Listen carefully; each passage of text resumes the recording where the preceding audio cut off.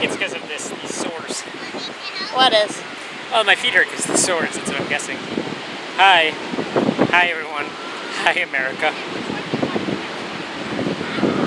How's vacation? Vacation's been great so far.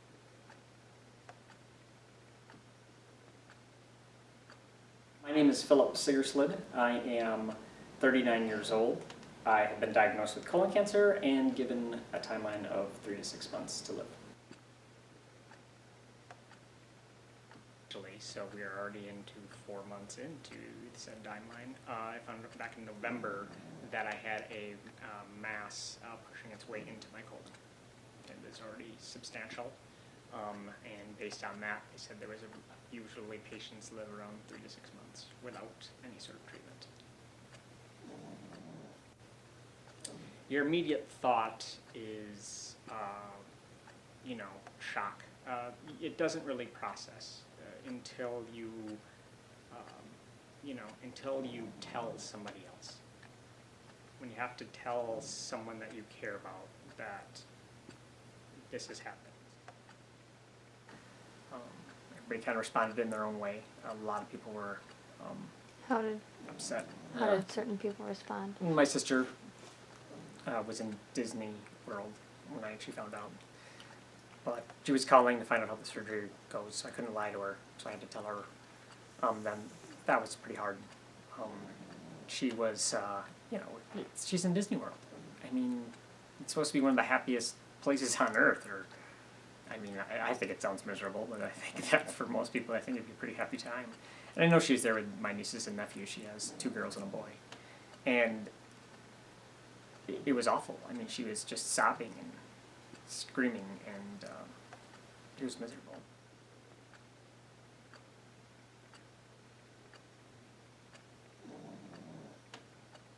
Anything like that.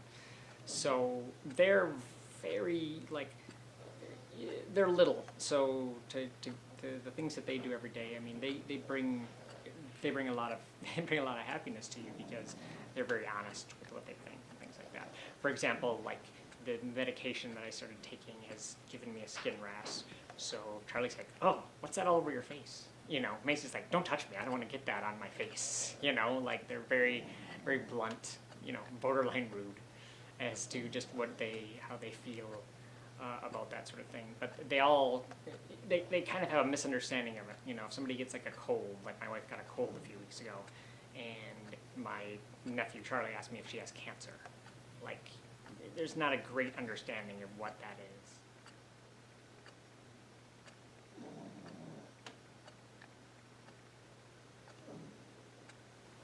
There's a saying, behind every great man is a woman, rolling her eyes.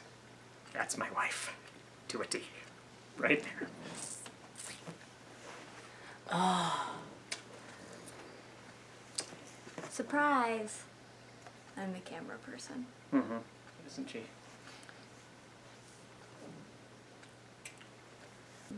And so, that morning, when myself, Philip, his uncle and his dad were in his hospital room, he was recovering, and the oncologist, Dusty, was going to come in and talk to us about therapy.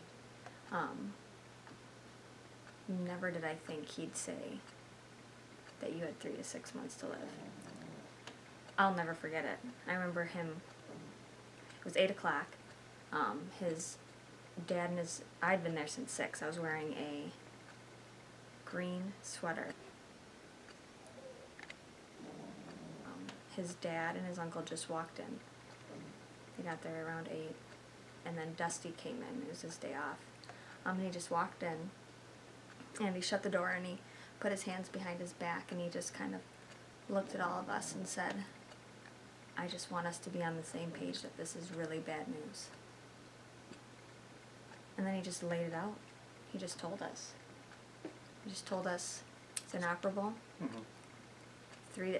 People out with these tumors at this time have around 3 to 6 months to live.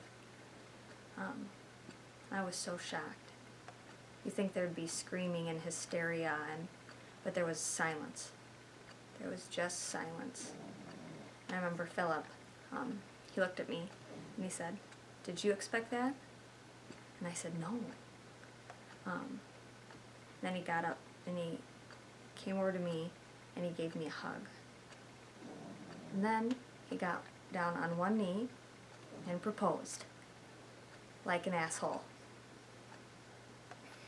And I said yes.